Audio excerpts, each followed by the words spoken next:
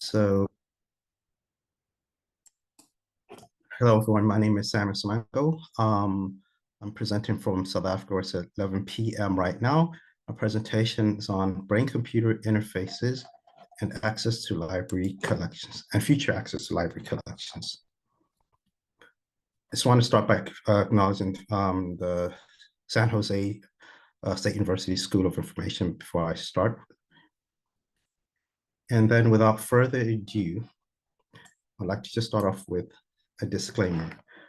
So I do not actually claim to be an expert in like neuroscience, or nor do I claim to be a neurologist, cognitive psychologist, neuroengineer, or any healthcare practitioner at all. But I do think that the topic that I will discuss is a topic of interest. If anything, I've probably seen a lot of science fiction movies and things of that sort, but this topic is still quite an interesting one, and I think that it's important to consider it when we look to the future. And so far as the scope is concerned, I really won't focus on things such as ethics, cybersecurity, socioeconomic factors, or any deep philosophical issues such as existentialism. So the topic is really based on I'll discuss what the topic really stipulates. The outline will cover the following aspects: brain-computer interfaces, brain-computer interfaces and library information retrieval systems, access to information, future skill sets, and some thoughts about the future. Let's start off with the first one, brain-computer interfaces.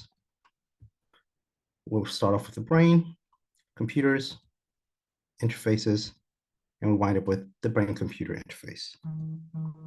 So in short, these are computer systems that actually enable communication between the brain and a computer or any other external device. There are different types of BCIs that can be categorized based on their degree of invasiveness. So you have some invasive ones, partially invasive ones, and non-invasive ones. And another way to look at this is also based on their temporal resolution, that is the degree to which they actually give instant feedback, as well as the spatial resolution, that is the level of granularity within which they can actually zero into individual neurons and actually read neural spikes. So how do brain-computer interfaces work in this sense? They basically take readings from the brain signals generated by neurons, and then this is actually fed through systems and you get the output. So the brain signals are actually read by the brain-computer interfaces and processed through machine learning, and then eventually you get some kind of output that can be used to control some kind of device externally.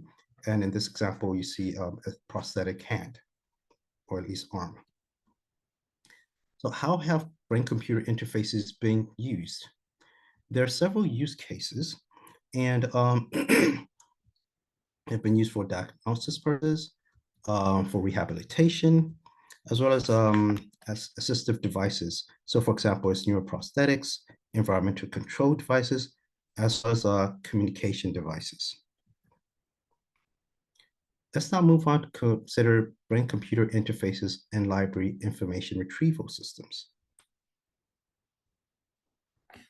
In 2022, there was a study that was conducted non-invasively using EEGs, that's electroencephalograms, in terms of which end users were able to actually use BCIs in order to actually conduct online searches, a form of information retrieval. In 2023, there was a more invasive use of BCIs by inserting a stent known as stentrode into one of the major blood vessels of the brain. And this actually allowed a few users to actually control computers and conduct online searches online using either eye tracking systems and in some cases without using any eye tracking system. But this really had me thinking, well, if you can conduct online searches like this, what about the library setting where you can actually use brain-computer interfaces in order to actually retrieve information? So information retrieval should be something that most librarians are actually familiar with. In this case, we would find that as something that deals with the representation, storage, organization of, and access to information items. Now, this leads us on to the next point, which is access to information. One good way of looking at this is by relying on Wilson's general theory of information behavior, which starts off by considering an information need, seeking the information, processing the information, and then winding up with eventually using information. But as I indicated, when you look at brain-computer interfaces, you also work with things such as machine learning. So you should also consider machine learning models represented as follows, looking at representation, evaluation, optimization, and then the model itself as output. These can be merged together in order to form a machine information behavior model. And in terms of this, machines can perform three roles. They can seek, process, and use information. Now, when we speak of access in this case, we're looking at it in the broad term in order to encompass both technological as well as non-technological aspects. So the physical aspects are the technological ones, and this relates to the process of obtaining documents that embody information. So for instance, you can provide someone with access to a user interface, but this is actually part of a broader information retrieval system. So on its own, it's actually not sufficient. In addition to that, there's an intellectual access aspect.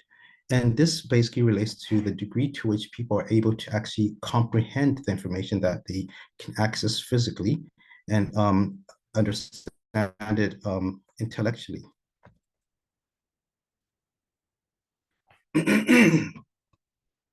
This then raises a question about the kind of skill sets that people need in order to actually obtain that intellectual access, hence the future skill sets. Now, within the context of brain-computer interfaces, information retrieval can take the form of an information need being conveyed as a brain signal that is recognized by a BCI, that is the brain-computer interface. Now, there are three categories of these types of signals. You have evoked signals, spontaneous signals, and then hybrid signals, which are a combination of the two. The evoked signals are basically signals that are generated after a subject has received stimuli, where spontaneous signals are generated in the absence of any external stimuli. Now, there are certain training requirements that are actually associated with these two categories, and these differ.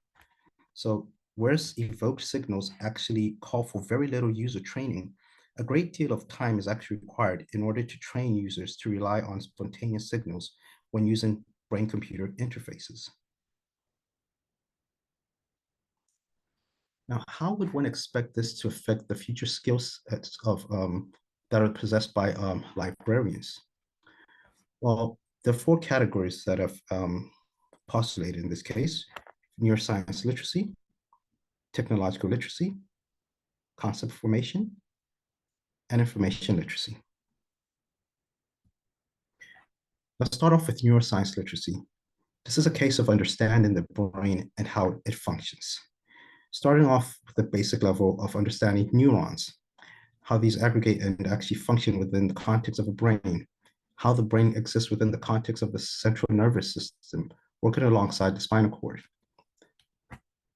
The anatomy of the brain, the different parts of the brain, the different lobes, etc. The functions of these different parts of the brain, just a basic, not necessarily deep understanding. Understanding how neurons communicate with each other, how they fire in order to generate brain signals. The different categorizations of these brain signals that are classified as brain waves.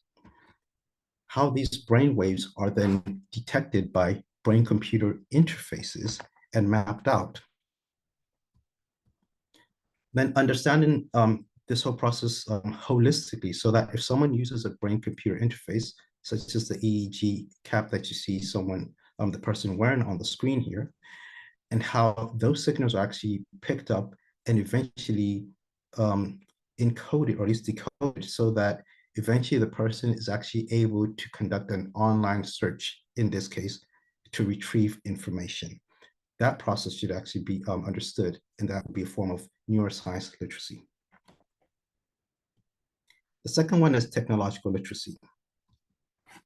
This is basically the ability to effectively use technology for a variety of purposes. Now, in this case, the focus would be on BCIs and information retrieval systems. Knowledge of BCI capabilities and their limitations would be essential. So as you can see, there are different types of brain-computer interfaces, and it would be great to at least just have a general idea of how these would actually work in the future. This is similar to how we have computer literacy to actually help people understand how to use computers. And in this particular scenario, you'd be trying to address BCI illiteracy, that is, the degree to which people are able to control BCIs accurately. And the research indicates that around 15 to 30% of people are actually unable to control BCIs accurately. But it's worth noting that the problem may actually lie more with the BCI designer rather than with the user. So it might be a technology rather than a human issue from the end user perspective. Another aspect that needs to be brought to bear is the fact that people should understand that brain activity produces brain signals, and that these brain signals can actually be mapped to concepts. So if you look at the example on the screen now, you'll see abstract categories such as planes and hammers, and then you also see concrete categories of animals, such as cats and dogs, and they each have different types of signals. This then allows people to actually make use of what's known as mental handwriting, in terms of which the mental handwriting produces brain activity that can be turned into text. So for example, if someone thinks of the word hello with, in this case, semi-invasive BCI connected to their brain, then you see the word hello typed on the computer screen. This shows that it is possible to translate brainwaves into written text, and this is something that can be observed in the literature, but the results are far from perfect. So for example, based on an MRI-based study, what you find is that there was an actual stimulus and then the decoded stimulus that was produced by the BCI in this case. Everything that you see in blue there indicates the exact match.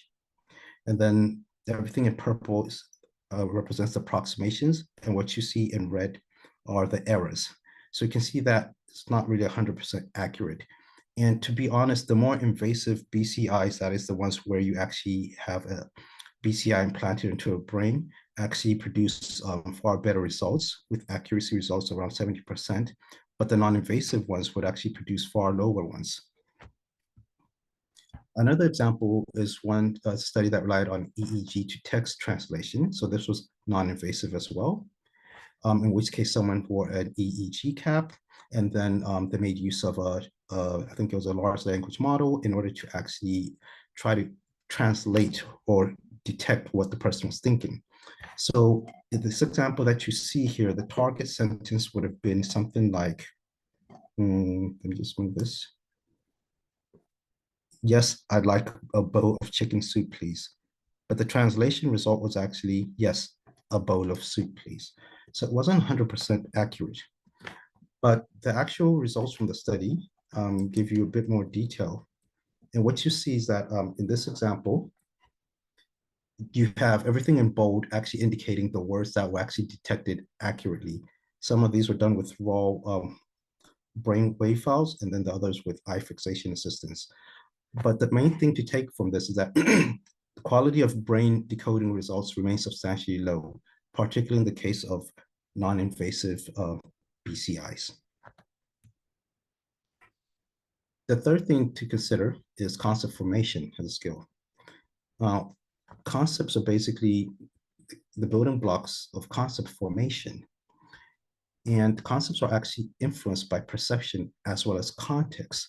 So it is ideal for people to actually understand ideas that actually underline sub-concepts, which actually underline concepts, see how the ideas build up to form concepts, because these are the things that can be pulled by the BCI in order to try to detect what a person is actually thinking.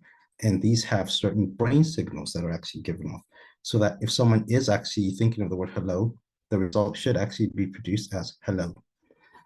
It stands to reason that if the BCI is detecting the wrong words and the wrong sentences, then you really cannot actually conduct any information search using an information retrieval system very accurately. So just to sort of like simplify this, you have somebody who's got a thinking brain, and then you have a BCI connected to their brain, and the results are actually output on a monitor so that they can actually conduct an information search. So in this example, someone is actually wearing an EEG cap, and they're making use of a thought computer, which detects the letters and eventually the words that the person is thinking. These are processed using a large language model, and eventually the specific characters or letters actually appear on the screen. But as I pointed out before, you want the correct words to actually be picked up based on the brain signals that are actually detected by the BCI. This is complicated by several aspects relating to languages, grammar, and things of that sort. For instance, someone could be thinking of the word bat, but it could be the animal, the bat, or a baseball bat. If you're conducting a search, which one would you actually be looking for? So it's not as easy as someone may think at face value. The next one is information literacy. This is the fourth thing to consider. This is an understanding of the methods used in order to physically access information, as well as the ability to comprehend information embodied in physical sources.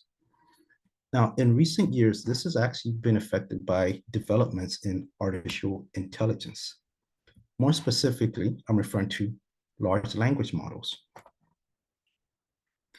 Now, large language models have now been embedded into search engines, online search engines, whether they're the generic ones, as well as academic search engines. And there are several library vendors who actually provide library discovery tools who are actually currently working on integrating large language models into their discovery tools. So in the future, it should be possible to conduct searches making use of discovery tools that are augmented by large language models. This requires people to actually make use of what's known as prompt engineering.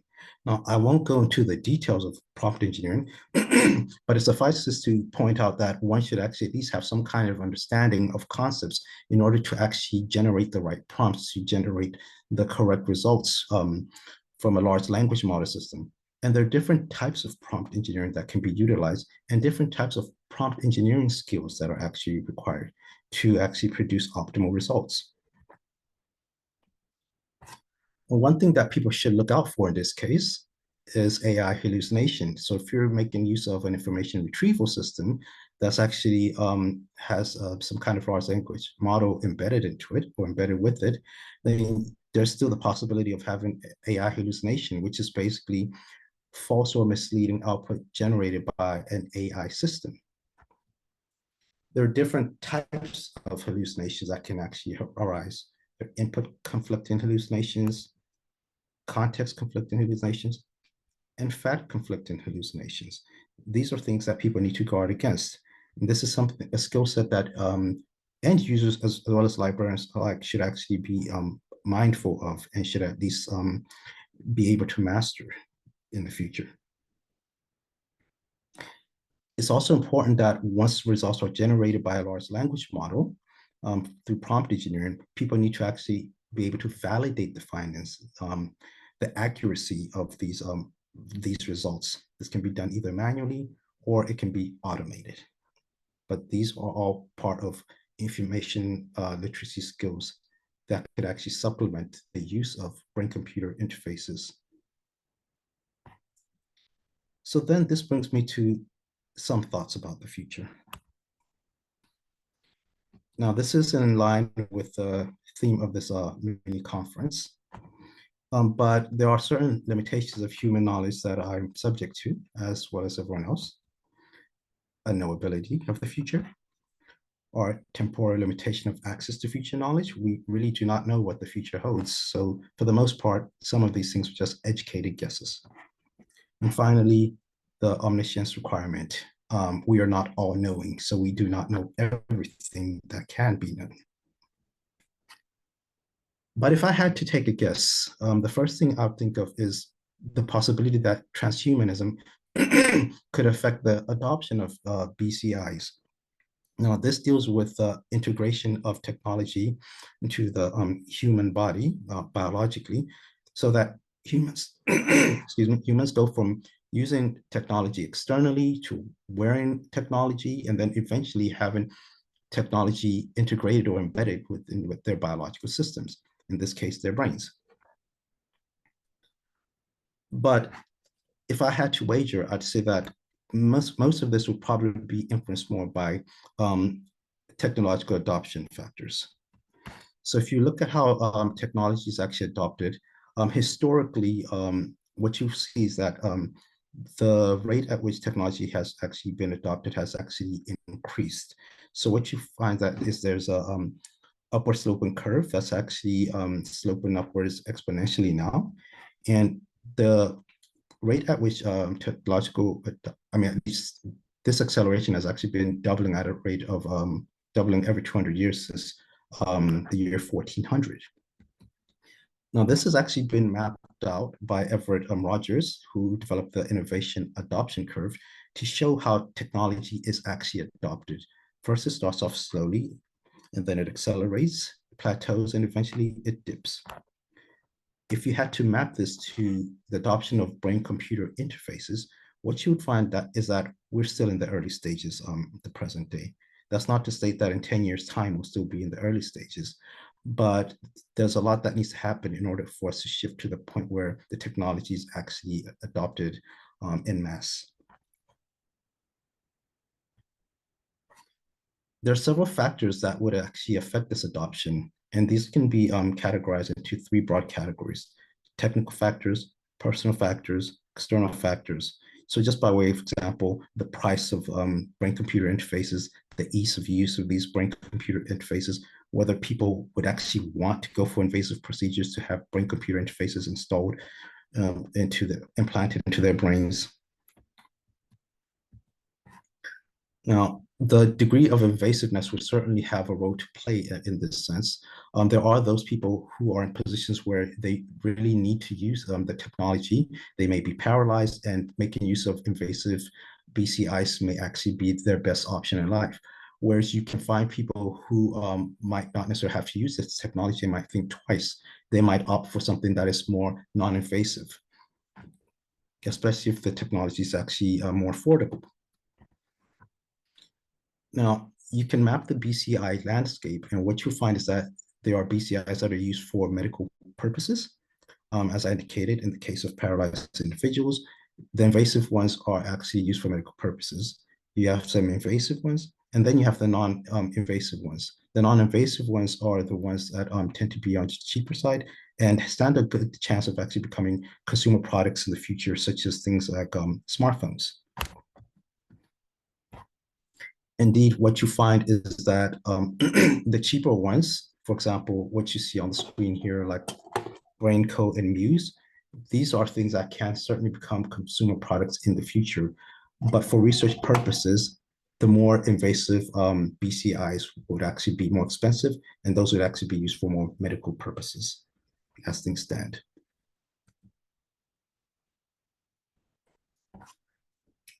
Now, based on a study, or at least a projection of what the brain-computer interface market would look like in 2025, 2045, what you see is that even in 10 years' time, it's predicted that it would be non-invasive BCIs that would actually be more widely used. So there's a possibility that these could actually become more commercially available, or at least more widely used.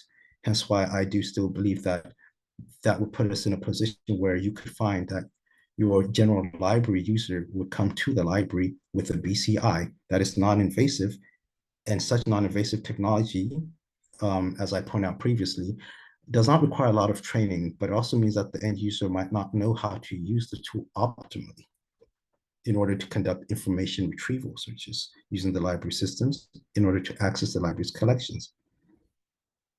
And below are the list of the skills that I postulated could be expected to support the use of the BCIs in these cases in order for end users to access library collections. I refer to neuroscience literacy, technological literacy, concept formation, and information literacy. And with that, I'm coming to the end because I just want to leave a few more minutes in case there are any questions. But just a few special acknowledgements at the end. I would like to thank the organizers of the Library 2.0 mini conference, San Jose State University School of Information, the Morrison Center for International Library Programs, because they brought this event to my attention, and then Rhodes University, my employer, for making it possible for me to actually attend this session. If there are any questions, perhaps I can field those right now. No comments? There was one question asked earlier. Right now, Edward is asking if you could put the literacy slide up again.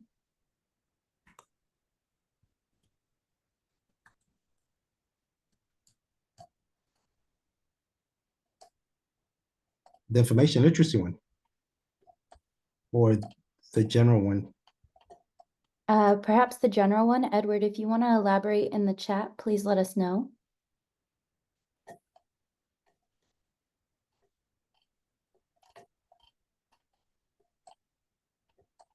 This one here.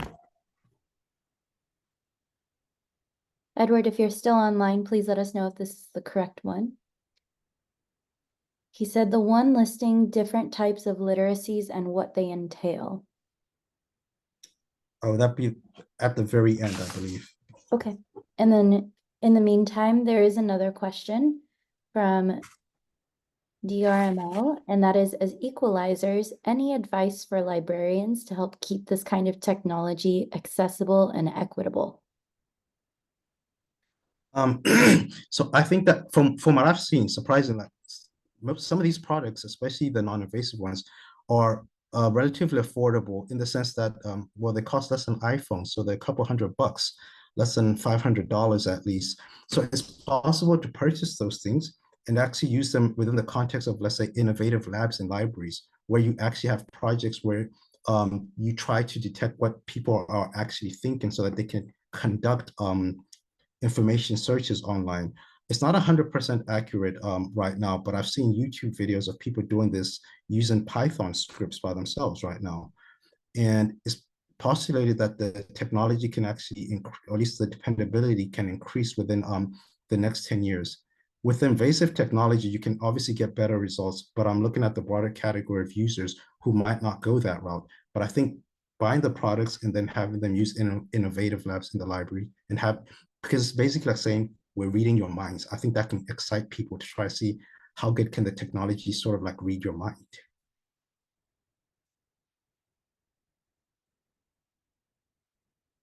There is one more question, and that is, what types of library solutions would be compatible with BCIs? That's a very good question. I think you could pair this with other things such as like virtual reality headsets and things like that.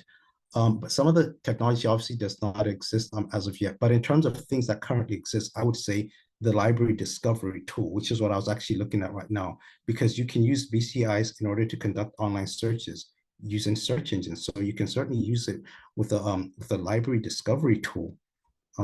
That's the number one thing that I actually focused on in this case as a very good use case within the library setting.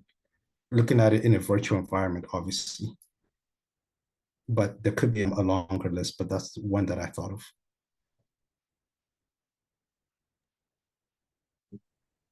Wonderful. I don't see any additional questions in the chat, so thank you all for coming, and thank you, Samuel, for presenting. You're welcome.